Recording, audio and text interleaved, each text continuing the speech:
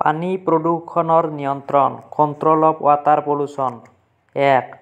নৈ নলা খাল বিল আদি আৱৰ্জনা মুক্ত ৰাখিব লাগে। ২.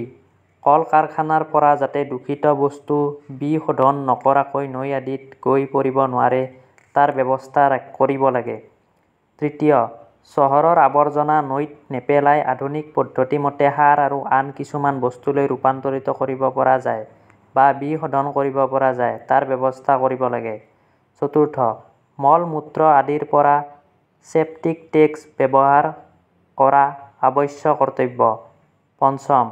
চাবোনজাতীয় বস্তু যিমান কম পৰিমাণে নৈৰ পানীত মিহলি হয় সিমানেই ভাল পৰাপক্ষত এই কথাৰ প্ৰতি দৃষ্টি ৰাখিব লাগে।